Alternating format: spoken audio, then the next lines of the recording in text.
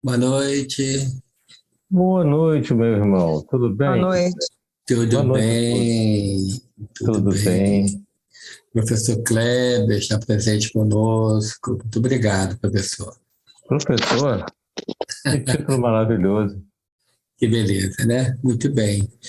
Todos são bem-vindos, todas são bem-vindas. Faltam ainda 2 minutos para darmos início aos trabalhos. Nós lembramos que a Casa de Batuíra, mantenedora dessa reunião pública online, acontece toda terça-feira, às 19 horas. Nós mantemos um trabalho assistencial de relevo. E na manutenção desse trabalho, nós precisamos de ajuda. Nós realizamos todo mês 2 eventos. Um, que é o café da manhã com palestra, que acontece todo o primeiro sábado do mês. O próximo vai Boa noite. acontecer 4 de setembro. Eu irei falar sobre o livro do professor Hermínio Miranda, Autismo, uma leitura espiritual. A contribuição é de R$ 20. E temos um sorteio mensal. O sorteio desse mês, o brinde desse mês, é um micro-ondas Electrolux de 20 litros. Também a contribuição é de R$ 20. Na nossa reunião pública de hoje, o nosso convidado é o nosso companheiro Kleber. Ele é trabalhador do Centro Espírita Irmã Rosa, na cidade de Niterói, aqui no estado do Rio de Janeiro.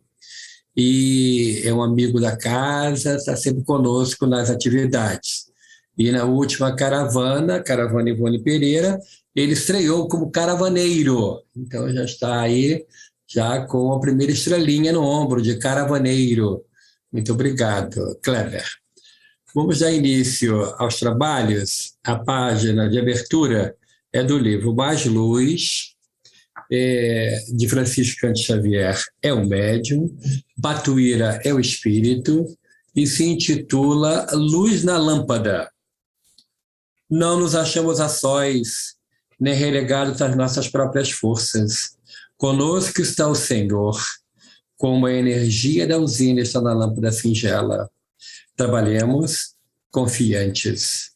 Realmente estamos todos, nos círculos doutrinários do Espiritismo Evangélico, assediados pelo tumulto de sombras desencadeadas pela época de transição que o mundo atravessa. Isso, porém, do domínio das realidades espirituais é natural, como a tormenta no oceano. Impossível sofrear os elementos em desvario, mas justo e necessário que cada embarcação esteja firme sob o leme seguro. Até certo ponto, é preciso saibamos ceder ao vento rijo, permitindo que ele passe sobre nós sem que lhe ofereçamos demasiada resistência, a fim de não gastarmos em vão nossos recursos. Mobilizemos trabalho e vigilância, mas também humildade e paciência. Nesse sentido, rogamos aos companheiros de serviço terrestre socorrerem os irmãos transviados nas trevas, sem se deixarem influenciar por eles. Amparar o doente, sem absolver-lhe a enfermidade. Ouvir os infelizes e consolá-los.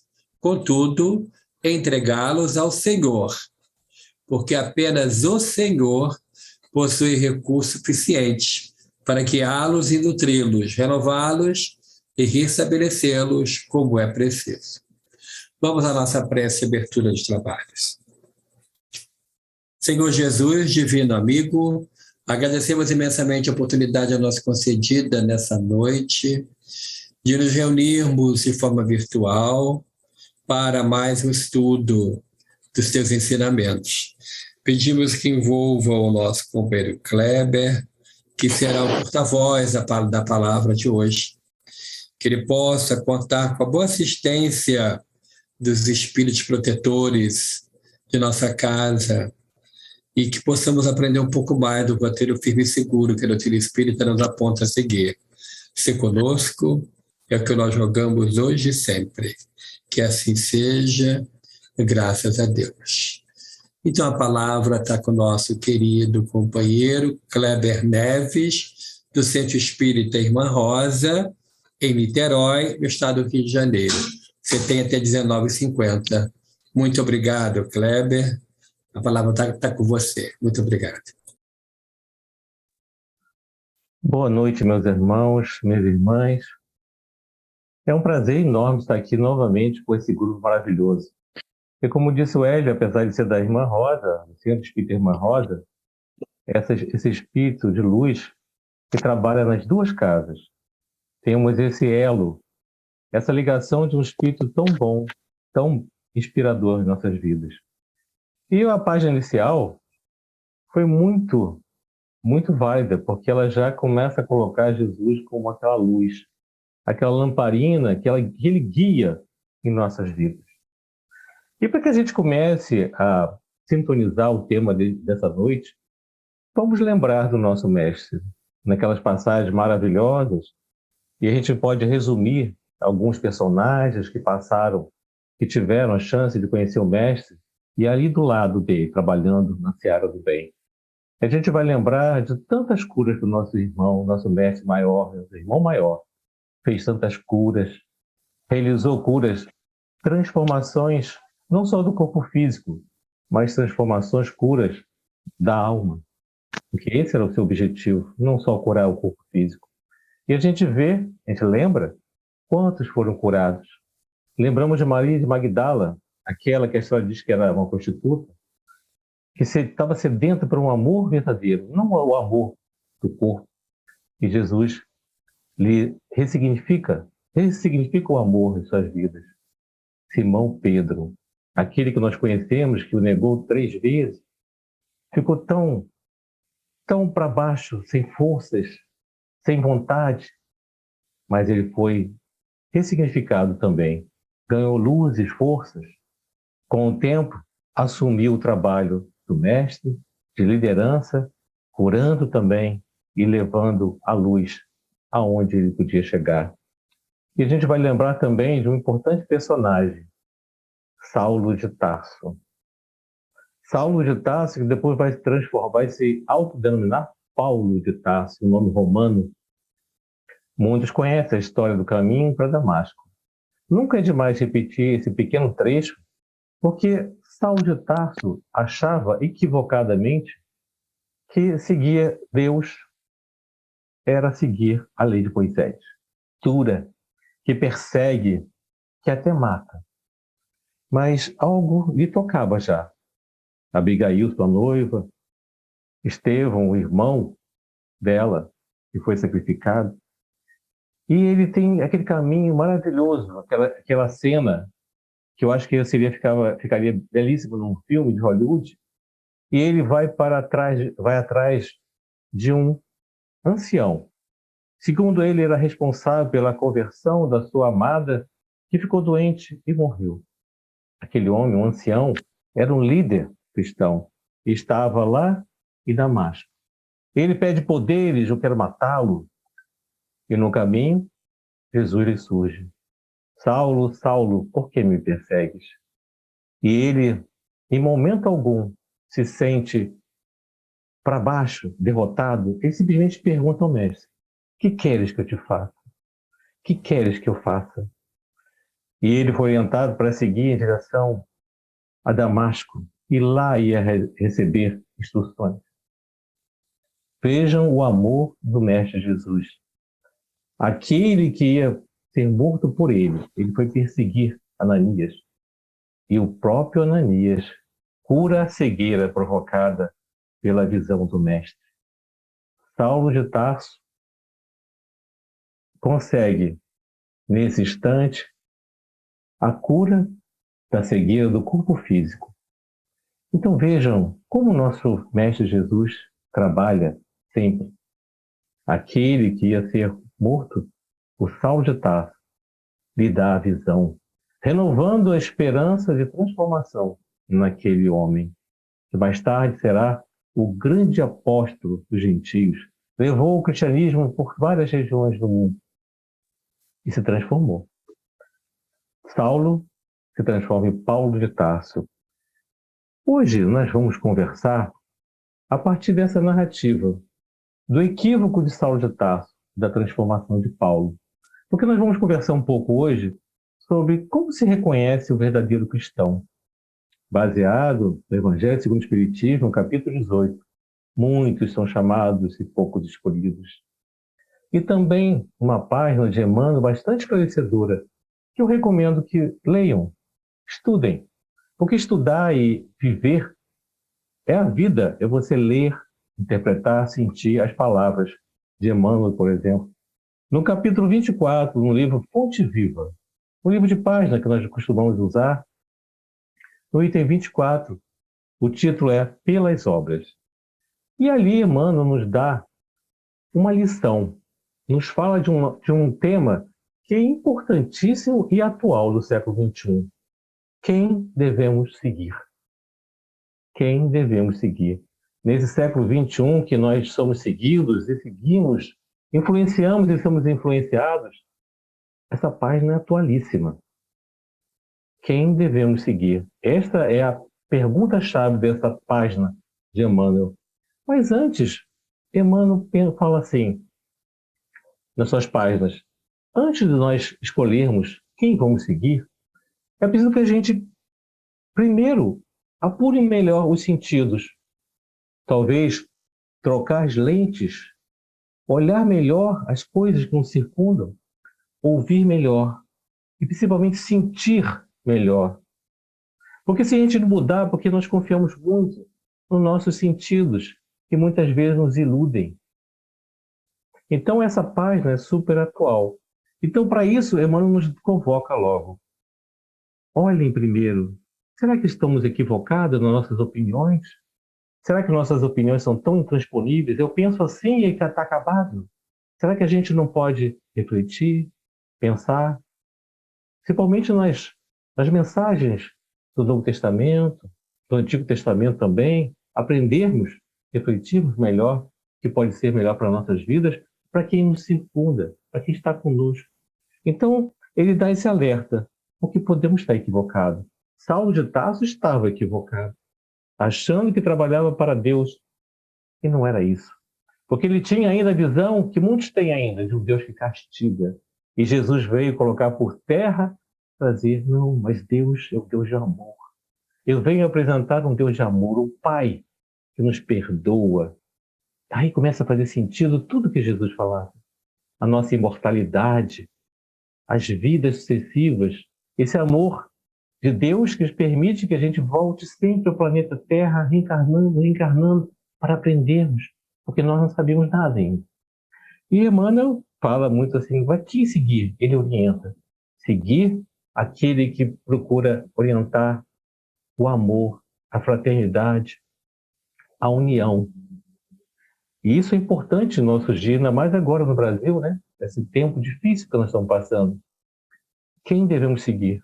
Quem procura unir. Não quem procura trabalhar nas diferenças, na desunião. Então, quem traz o amor, esse é o verdadeiro cristão. Aquele que faz obras na direção do que é melhor para todos. Não a distinção. E às vezes a gente fica pensando, mas como? O nosso mestre continua nos chamando. Aquele chamado, segue-me. E tem uma passagem que ele deixa bem claro, e isso fica em nossas cabeças, quem lê um pouco mais o Evangelho, e ele chamava, sigam-me. Neguem-se a si mesmo, pegue a sua cruz e siga-me. E a gente fica assim, quando Jesus começa, a gente começa a refletir nesse segue-me. Mas como, Jesus? Anular? Negar-me mesmo? Como assim? Eu sou importante para a vida, sou um filho de Deus, mas não é nesse sentido que Jesus. Nós, de novo, equivocadamente, interpretamos suas palavras de forma muito atabalhoada, imediata, sem apurar nossos sentidos, achando que devemos se negar. Não, o sentido é negue o seu egoísmo. A forma intransponível das opiniões, reflita. Pegue a sua cruz, mas como mestre? Pegar nossa cruz? Mas não falaste para todos nós que ia nos aliviar? Como pede para pegar a nossa cruz? sim, cada um de nós tem as suas dificuldades, mas o Mestre fala, mesmo assim, sigam-me. E esse convite é renovado, renovado sempre, por tantos espíritos que colocam, sigam-me, sigam-me. E mandam em mensageiros. O Emmanuel é um deles que trazem páginas tentando explicar as passagens do Novo Testamento, das cartas de Paulo. Quantas passagens belíssimas. E a gente fica pensando assim, mas como? Eu seguir? Mas o mundo me impossibilita. Eu sou fraco ainda, sou imperfeito. E a gente fica até pensando, nossa, eu tenho que esperar ainda, talvez nascer uma asinha, né? A gente fica botando a mão, ver se nasce uma asinha primeiro, para depois começar a trabalhar na seara do Cristo. Não é necessário crescer asas ainda. Está a condição ideal para nós trabalharmos e sermos verdadeiramente cristãos. E a gente pensa assim, poxa, mas por que o nosso mestre quer nos convidar? Para quê? Para ajudar, auxiliar na construção do reino de Deus, que ele dizia em cada um de nós, dentro de nós, não do lado de fora. Esse é um processo que é nosso, individual e coletivo. E a gente pensa assim, mas o mestre quer que a gente trabalhe? Mas eu me lembro de uma passagem em que ele fala para construir a casa sobre a rocha. Lembram disso? Uma passagem que ele coloca construir casa sobre rocha. Porque virá todas as tempestades, os vendavais, e não destruirão. O nosso Mestre Jesus, logicamente, não falou só da casa física, ele falou muito mais, ele falou da casa íntima, da construção de nossa consciência, das nossas ações, entender o verdadeiro amor de Deus em nós. E também o convite dele para segui-lo é que a gente também, além de construir nossa casa íntima, a gente auxilie o irmão a construir também a sua casa íntima também. Porque é um trabalho solidário. A doutrina espírita, codificada por nosso mestre Allan Kardec, na Lei de Sociedade, ela fala que todos nós estamos intimamente ligados, solidariamente conectados. Os espíritos superiores nos ajudam e todos nós nos ajudamos. Esta é a grande missão solidária. Eu chego a dizer até que é um mutirão. A gente, quando constrói uma casa, muitas vezes não fazemos mutirão, um ajudando o outro. Não é assim que a gente faz?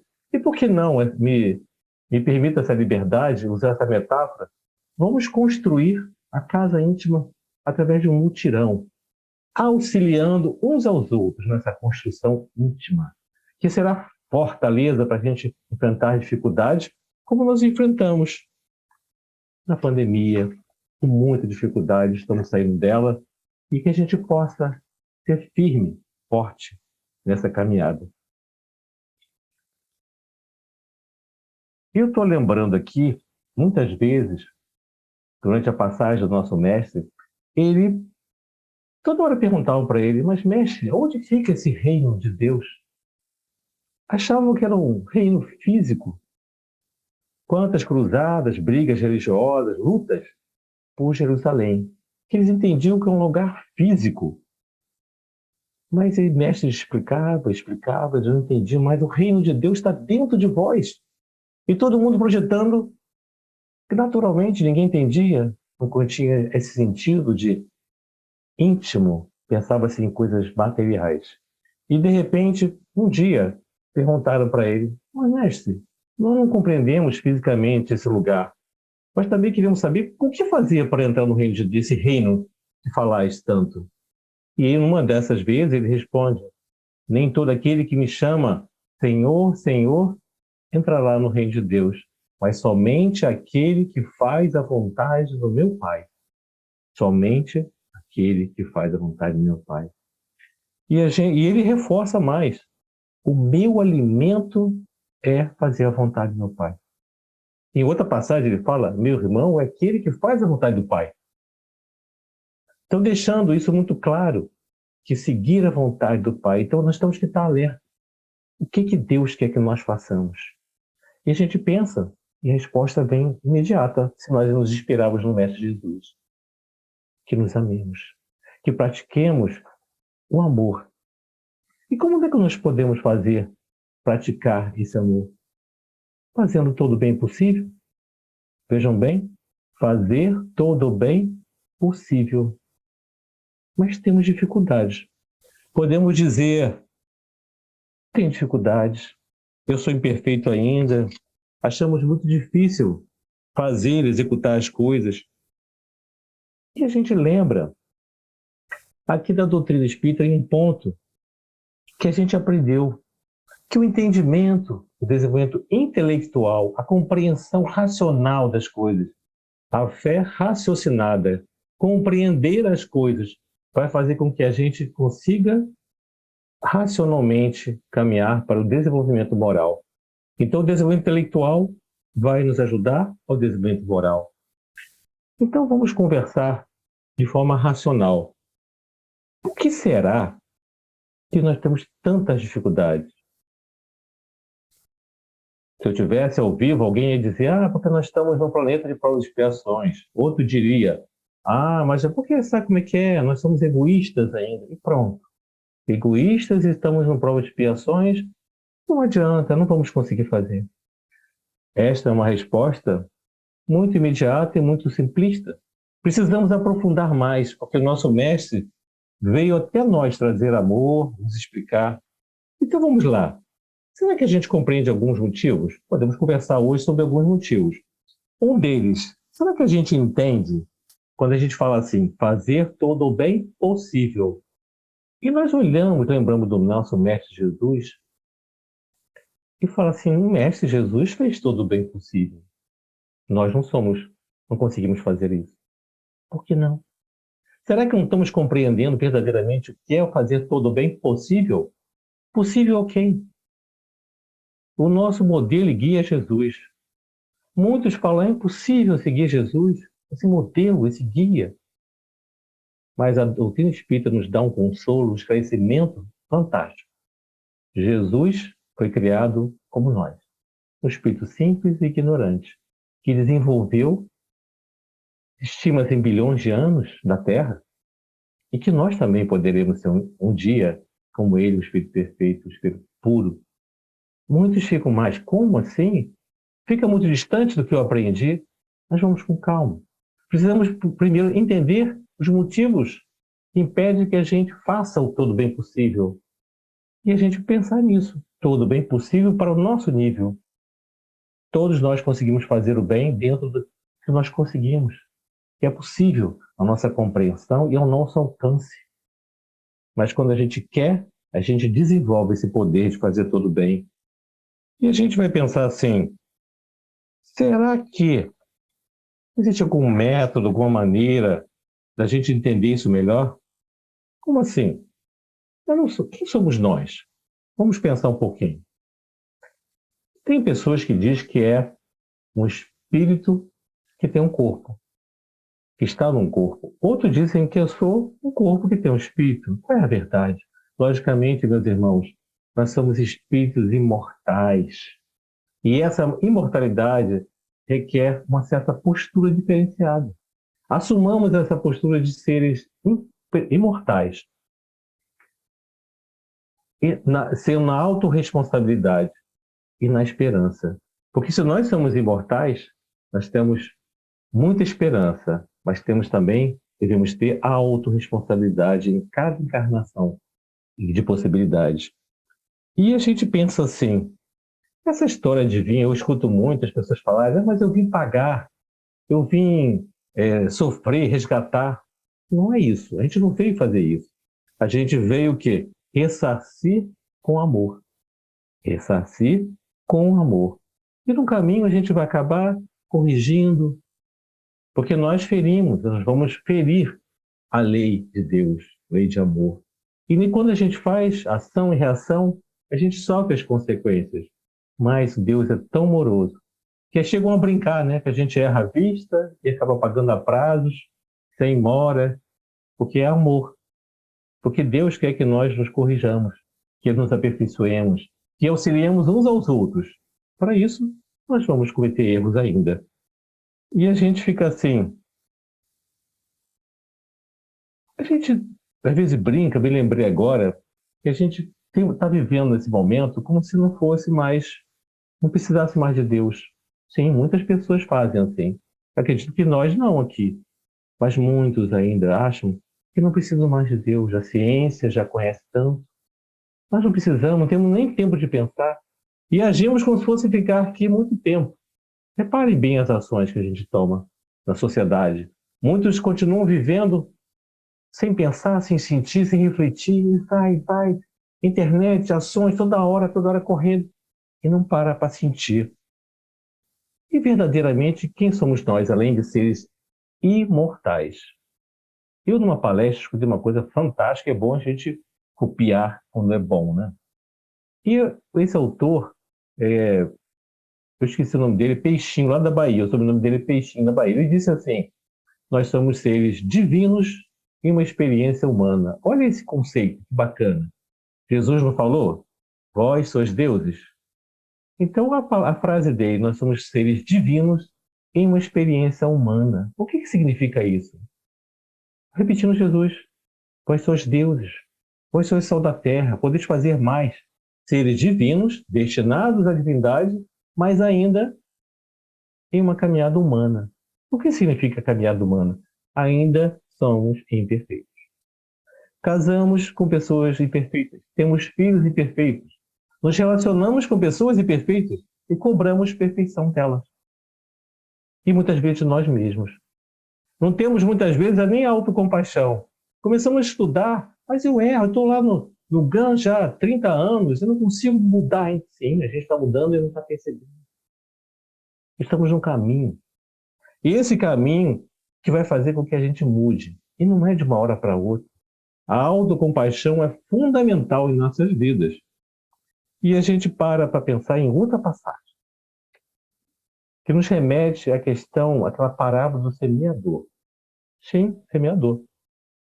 Por quê?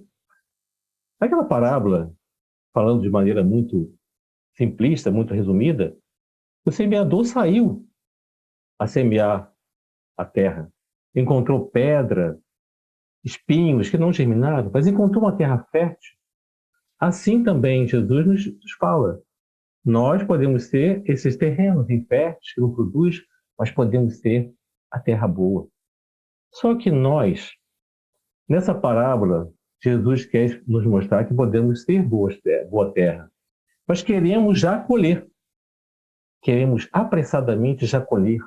Queremos resultados. Mas eu estou no lugar há 10, 20 anos. Isso não é nada diante da eternidade. Muitas vezes envolvemos pontos que numa única encarnação ou daqui a algumas décadas, cada um tem a sua jornada, cada um tem a sua maneira de crescer. Mas Jesus nos ensinou através da parábola que a gente deve ter um cuidado, que muitas pessoas já acham que eu tenho que colher logo o resultado. Eu estou lá no Hélio, estou lá conversando com ele, estudando, mas a colheita muitas vezes é lenta. Mas não é o tempo, sim a qualidade dessa produção. O verdadeiro cristão produz árvores frondosas, bons frutos. É isso que o nosso Mestre Jesus quer, não é o tempo. Paremos de pensar em tempo, mas pensar em sentimento, em vivenciar o que o nosso Mestre fala. Muitas vezes, eu me lembro, sempre que tem gente que fala assim, mas eu já estou há algum tempo, ainda reajo. Meus irmãos, muitas vezes, a gente quando é provocado, a gente se sente agredido muitas vezes, a gente reage da mesma maneira.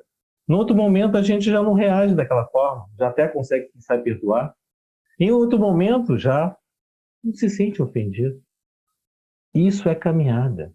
Não olhemos para Jesus como aquele modelo inatingível e como fosse um espinho em nossa carne, nos cobrando, é impossível, é impossível. É possível. É possível, sim. E a gente fica lembrando até de Paulo, que a gente falou no início. Paulo falava o quê? O que ele deixou registrado em uma das suas cartas? O mal que eu não devo fazer, esse eu faço. E o bem que eu deveria fazer, esse eu não faço. Se Paulo de Tarso, com toda a sua transformação, esse apóstolo da transformação, teve a dificuldade para um dia ele chegar a afirmar, não sou eu mais que vivo, e sim o Cristo que vive em mim. Quem sabe um dia, após esse encontro que a gente vai tendo cada vez mais, cada vez que a gente reúne, estuda, fala sobre o Cristo, É um novo encontro de esperanças. Cada momento, cada um aqui vai ter o seu encontro de Damasco, a sua caminhada, a sua transformação.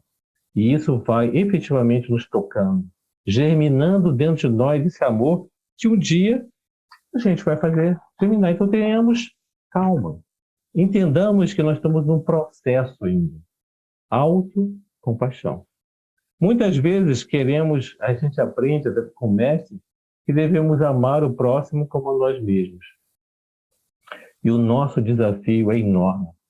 Que há pessoas que pensam, então eu tenho que aprender a me amar primeiro. Sim, tem que aprender a se amar, se autorrespeitar, buscar o melhor para nós mesmos.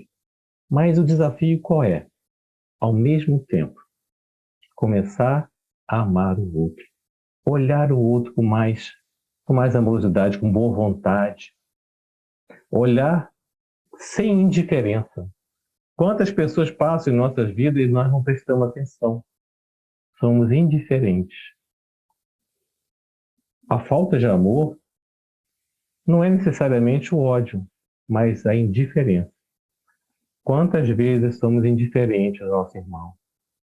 O irmão que está caído, o irmão que erra, nós julgamos muito severamente. Reflitamos sobre isso, com muita calma, olhar, perceber o outro que está do nosso lado. Eu aqui abro espaço, peço licença para vocês para contar uma pequena narrativa que aconteceu comigo. Mas é que serve de inspiração, talvez alguém saiba, mas isso é bobagem. Mas é mostrar, eu gosto muito de mostrar que no nosso dia a dia a gente fala assim, amar o próximo. Parece que o próximo não é nem próximo, está longe. E começa dentro da nossa casa, lógico, é o próximo mais próximo. Mas às vezes a gente fica assim, achando que é uma coisa hipotética, difícil de executar, distante. Eu lembro algumas coisas assim, no dia a dia.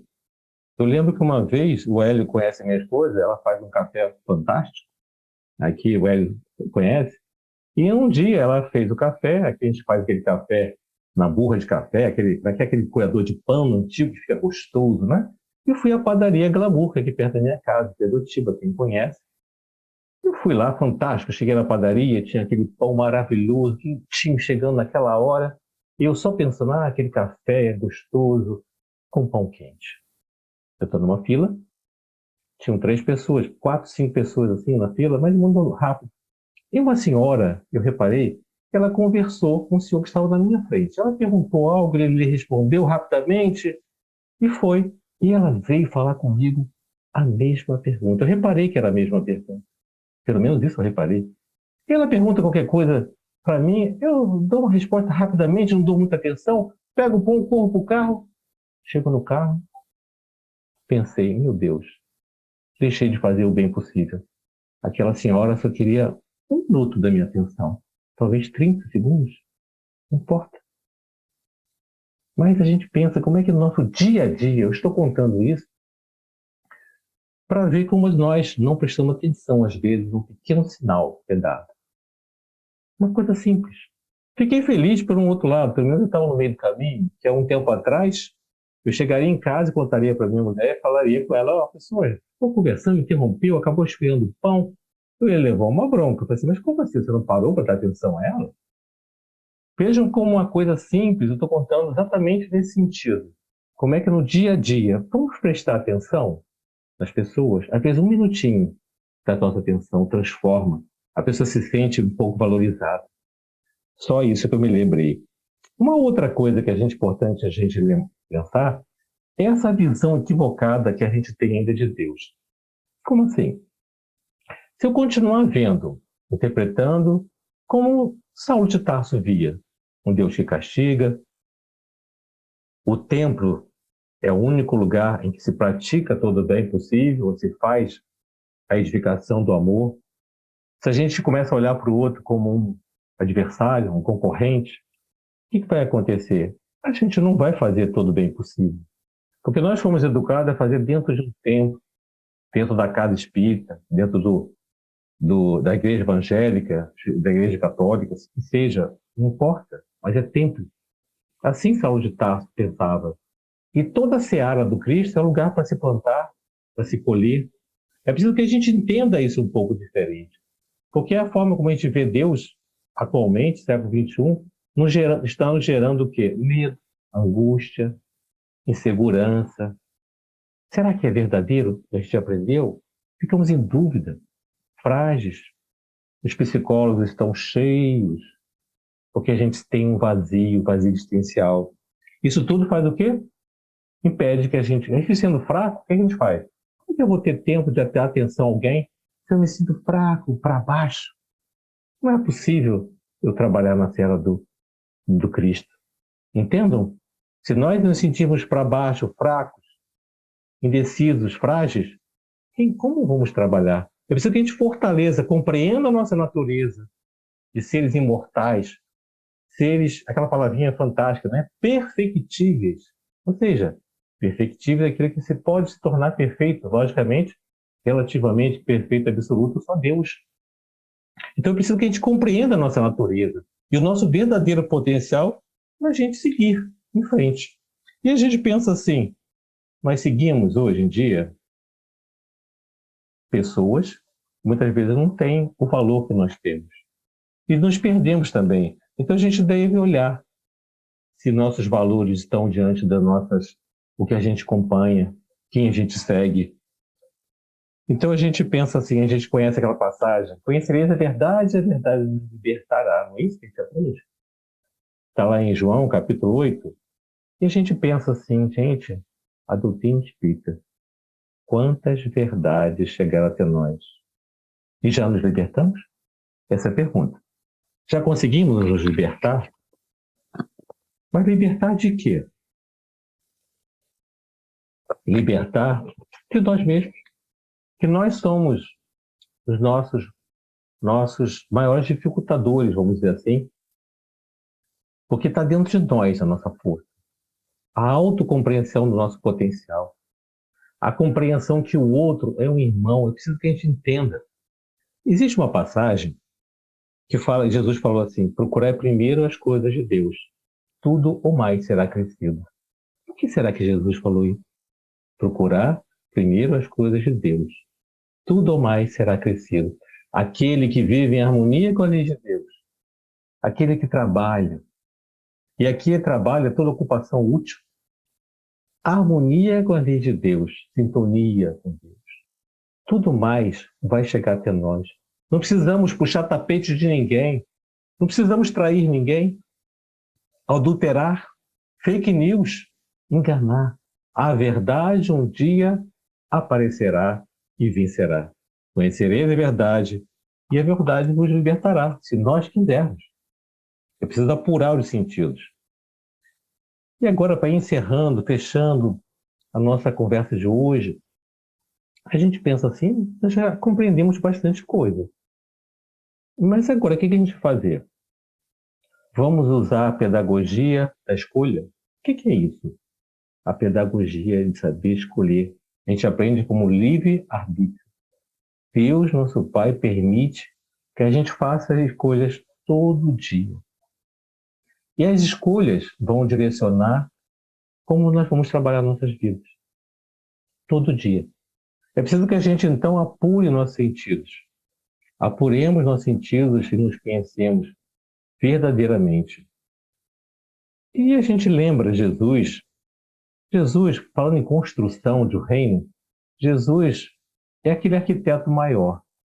O padrão construtivo dele, de construção, é muito maior, um padrão alto. Ele é o arquiteto maior. Mas é um arquiteto que precisa de quê? De trabalhadores. Quem quer ser trabalhador? Quem quer dizer assim, eu quero? Ah, mas dá tanto trabalho, tem que fazer se anular. Gente, olhemos para o infinito. Olhemos para a nossa imortalidade e tenhamos muita vontade de mudar nossas vidas. Não é desejo. A gente tem desejo à beça, não tem? Ah, eu gostaria de acordar no dia seguinte, como eu lembrei da minha filha. Minha filha tinha 8 para 9 anos, ela gostava, eu queria tanto dormir e acordar no dia seguinte falando inglês. Na sua juventude, naquela infantil, mas ela fala o que a gente gostaria de muitas vezes isso. Ah, eu queria acordar um dia, sonhar lá com ganho e acordar de manhã rejuvenescido moralmente. É construção. Não é fácil. Mas a gente tem que fazer o quê? Vontade. A espiritualidade nos fala que a gente, pequenos esforços, a gente pode ter verdadeiras transformações na forma como a gente vê o mundo. Mas eles falam assim, com poucos fazem esforços entre vós. A gente precisa fazer esforços. Precisamos fazer esforços. Uma reflexão final, a gente pensar assim, mas como é que Paulo conseguiu transformar? Não, mas Paulo encontrou com Jesus. Tá bom. Então, se a irmã Rosa aparecer diante de nós, no GAM ou na irmã Rosa, nossa, nós vamos ficar tocados?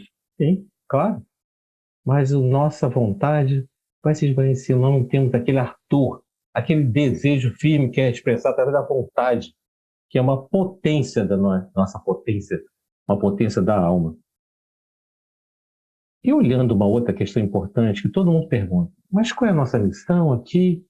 Missão de educadores, de pais. Temos várias missões que nós podemos segurar, pegar para nossas vidas. Madre Teresa de Calcutá teve um trabalho, Chico Xavier, meu Deus, Francisco de Assis, quantos? E nós não entendemos como eles conseguiram fazer isso. É a caminhada, é jornada, é vontade. E a gente fica pensando, mas eu não consigo. Não consigo fazer, mas esses missionários, eles levaram um tempo para aprender e indicar, olhar toda a direção deles, o amor, para o outro. Eu gosto muito de Francisco, de uma passagem de Francisco de Assis, que eu acho que todo mundo conhece. Tem uma passagem em que um livro lá eu esqueci agora o nome do autor, mas a referência é, Francisco de Assis recebe do Cristo uma missão. Ele escuta, reforma a minha igreja. E aí aquilo fica na sua mente, reforma minha igreja. Ele entende, faz a famosa vaquinha e começa a reformar a igreja daquela cidade. Depois ele vai entender que não era isso. Por que eu estou contando isso? Para a gente entender que um espírito de luz como ele, de amor, aquele que falava que eu procure mais amar do que ser amado, que eu procure perdoar mais do que se perdoar, também não entendeu, se equivocou também. Será que nós também não podemos ser equivocados diante de tantas interpretações? É isso que a gente tem que entender. Podemos estar equivocados, mas podemos mudar. Podemos transformar nossa vida e sermos felizes se nós ficarmos em harmonia com as leis de Deus. É muito simples, não é? Em tese? Sim, mas a vontade. Se eu tiver vontade firme, nós não estamos sozinhos para essa jornada, estamos. O nosso Mestre Jesus falou o quê? Deixa eu registrar. Ficarei convosco até o fim dos tempos. Ficarei convosco até o fim dos tempos. Fim dos tempos que não acontecerão, então estará sempre conosco. E falou mais. Meu Pai trabalha até hoje e eu também. Nossos guias espirituais, nossos familiares, toda uma pleiade, bonita a palavra, né? Pleiade de espíritos, conjunto de espíritos que querem nos auxiliar. Basta a gente dizer assim, eu quero seguir o Mestre. Levante o dedo e fale, eu quero seguir o Mestre. No Evangelho segundo o Espiritismo, capítulo 6, do Cristo Consolador, item 6, Jesus, através da mensagem, se intitulando como Espírito de Verdade, nos falou: vossas almas não estão esquecidas. Eu, o divino jardineiro, as cultivo no silêncio dos vossos pensamentos. Então Jesus está sempre conosco. Nós acreditamos? Sim. Nós confiamos? Claro. Mas nós nos entregamos verdadeiramente? Será que a gente já consegue se entregar a Jesus? Ou só estamos seguindo, como a gente segue muitas plataformas? Somos só seguidores? Admiradores? Ou somos discípulos? Para quem sabe nos tornar apóstolos em seguida. É essa reflexão que a gente precisa fazer. Mas a gente volta a pensar, para a gente fechar com uma pequena narrativa, lembrando de Divaldo Franco. Acho que todos conhecem. E a gente pensa assim, Divaldo Franco tem uma história. Procurem Divaldo Franco palestra na África do Sul. E ele conta, até de uma forma muito engraçada, que ele foi fazer uma palestra na África do Sul, seus amigos o convidaram. Ele estava ali naquela mesa para falar, fazer outra palavra. A Joana de Ângeles, que é um guia espiritual, que tem vários livros que o cara faz através dele, chega para ele e fala na sua mente, mente a mente: Divaldo, você está vendo aquele homem lá atrás? Você vai abraçá-lo. E Divaldo, mas como abraçá-lo assim do nada? No meio de uma reunião, vou constranger as pessoas aqui. Divaldo, você vai abraçá-lo. E Divaldo, contando, muito engraçado, já não sou bobo nem nada, foi: como é que eu vou abraçar esse homem? Ele foi, teve uma ideia, chamou o homem, era um garçom, levantou o dedo, chamou: queria um leite quente, por favor? E aquele homem vai buscar o leite quente, traz, serve o Divaldo. O Divaldo fala: que coisa gostosa, que leite gostoso. Aí foi no canto: meu amigo, posso lhe dar um abraço? E o homem ficou assustado, parado. E como dizia minha mãe, quem cala consente, ele ficou parado, chocado, um pedido de um abraço para ele receber, né? E Divaldo lhe abraça, muito calorosamente. Retorna à sua mesa, ele conta que à noite não passou muito bem, bateram a porta. Um homem com um carrinho de chás. Mestre Divaldo, nós estamos preocupados com o senhor, só passou mal, e aqui trouxe carrinho de chá para o senhor. E aquele homem, naquele momento, cai aos pés de Divaldo Franco, chorando copiosamente. E Divaldo não entendeu. Senhor Divaldo, eu ia me matar nessa noite. Eu ia me matar. Tenho um câncer que é incurável. Eu ia me matar essa noite. Mas o seu abraço fez eu me sentir gente. Porque eu nunca tinha recebido um abraço de um branco e da forma como o senhor me deu esse abraço. Renovei minhas esperanças. Quem sabe Deus permita que eu me cure. Mas eu quero lhe agradecer. Aí conta Divaldo, os dois sentados, ajoelhados, e se abraçaram. E esse homem foi auxiliado depois. Mas para a gente finalizar, levar essa imagem, pensando, a gente não consegue fazer o que esses grandes missionários fizeram, que nós falamos agora há pouco. Mas será que a gente não consegue perceber que basta um abraço? A gente já pode abraçar. Um abraço. Uma atenção, 30 segundos, um minuto. Um abraço foi capaz de salvar aquela vida, de transformar e ressignificar em esperança aquela família. Que possamos nos inspirar em todas as narrativas que nosso Mestre Jesus deixou para nossa reflexão. Mas que a gente possa enxergar que nós temos um potencial enorme, um potencial de crescer. Somos espíritos imortais, rumo à perfeição.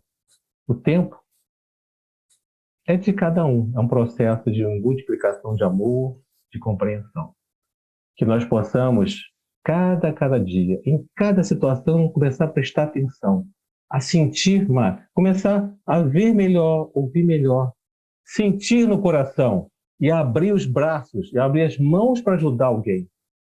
Auxiliar. Auxiliemos-nos uns aos outros. Que o nosso Mestre Jesus fique com todos nós em nossos corações. Um abraço enorme em todos. Um abraço da irmã Rosa, com certeza está sempre orando por nós. Fiquem com Deus. Nós agradecemos ao nosso querido Kleber pela exposição da noite. Convidamos a todos para que participem agora do nosso momento da visualização terapêutica e da irradiação. Vamos então fechar os olhos, imaginar que estamos entrando na Câmara de Passes, somos recebidos pela querida benfeitora Irmã Rosa, que nos abraça e diz em nossos ouvidos: Deus é amor. Ela nos indica o local a sentarmos, os passistas nos recebem com muita alegria. A benfeitora Irmã Rosa faz uma prece ao médico Jesus, implorando por todos nós. Pede socorro, ajuda. E nesse momento, os passistas iniciam o seu trabalho. E os fluidos medicamentosos visitam as nossas células, revigorando-as. Nos é oferecida água fluidificada. E agora juntos, mentalmente, vamos à irradiação. Senhor Jesus, divino amigo, invocamos a tua bondade e misericórdia em favor dos que choram. Imploramos socorro e ajuda em favor daqueles que estão em todo momento, por todos os locais, precisando de socorro. Pedimos por aqueles cujos nomes se encontram nos cadernos, sobre a mesa da casa de Batuíra. Imploramos sobre aqueles que estão em nosso pensamento. Pedimos por aqueles que estão internados em hospitais no mundo inteiro. E tudo isso, médico Jesus, nós te imploramos, em nome do Pai nosso que estás nos céus. Santificado seja o vosso nome. Venha a nós o vosso reino, seja feita a vossa vontade, assim na terra como nos céus. O pão nosso de cada dia nos dai hoje. Perdoai as nossas ofensas, assim como nós perdoamos a quem nos tem ofendido. E não nos deixeis cair em tentação, mas livrai-nos de todo o mal. Que assim seja, graças a Deus. Mais uma vez, nós agradecemos ao nosso Kleber pela exposição da noite.